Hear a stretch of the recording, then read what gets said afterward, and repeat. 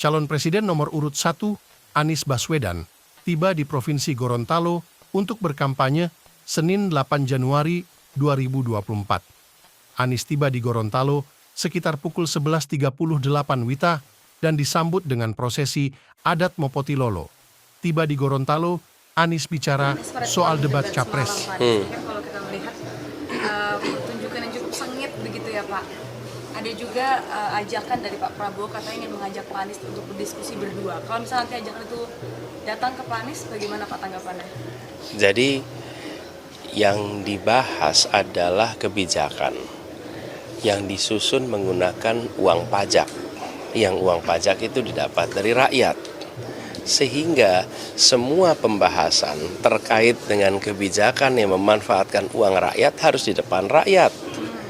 Forum tadi malam itu adalah forum untuk menjelaskan sesempit apapun waktu yang ada ya harus dipakai untuk menjelaskan. Karena itulah forumnya dan rakyat ingin mendengar. Nanti ada penjelasan tambahan lewat doorstop seperti ini boleh-boleh saja. Tapi kesempatan menjelaskan itu harus digunakan. Dan ini bukan obrolan antar pribadi, ini adalah obrolan terkait dengan kebijakan, harus di depan orang banyak, harus di depan rakyat. Artinya kalau ajakan itu ada, begitu, apakah nanti Pak Anies akan mengiyakan untuk bertemu dan berdiskusi dengan Pak Prabowo, Pak? Harus di depan semua orang. Berarti harus terbuka transparan ya, Pak? Harus di forum terbuka karena ini adalah menyangkut kebijakan.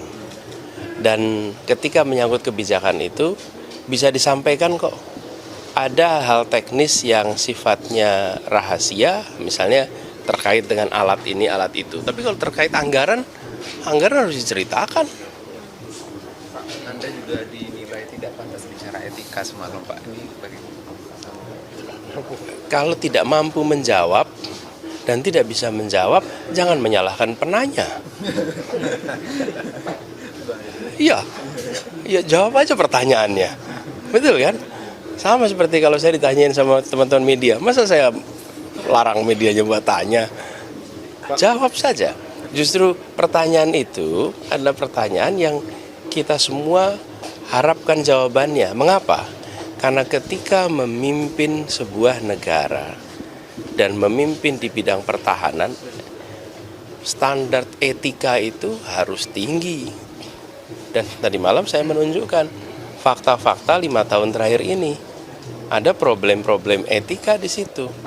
Bahkan saya tanyakan terkait dengan sudah terjadi pelanggaran kode etik di MK yang menghasilkan calon wakil presiden yang melewati proses melanggar etik, tapi tetap kompromi. Nah nanti di perjalanan besok bagaimana?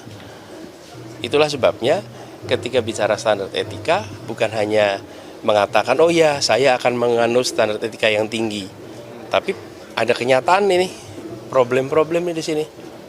Jadi itulah yang kami perlu jawabannya dan bukan hanya untuk saya. Ini kan jawaban untuk seluruh rakyat Indonesia. Pertanyaan itu bisa ditanyakan oleh siapa saja,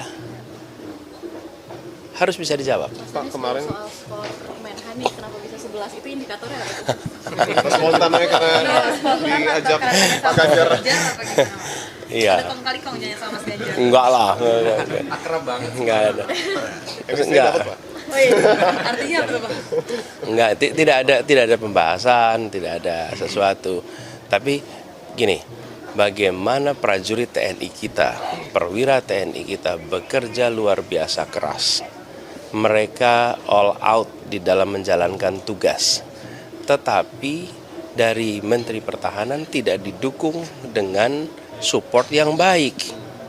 Jadi ketika kita berbicara tentang memastikan bahwa TNI bisa perform, lah kalau rumah aja nggak dipikirin, rumah dinas nggak dipikirin, lalu kesejahteraan mereka tidak dipikirkan, bagaimana kita bisa berharap mereka fokus? Jangan sampai mereka sedang fokus di tugas sambil dapat WA dari istrinya, ini kontrakan rumah belum dibayar. Lah mereka sedang tugas di ujung tempat-tempat yang kita tidak lihat, dapat panggilan dari istri untuk bayar kontrakan. Jadi saya melihat persoalan kesejahteraan bagi prajurit, itu harus jadi prioritas. Baik TNI, polisi maupun ASN di bidang pertahanan.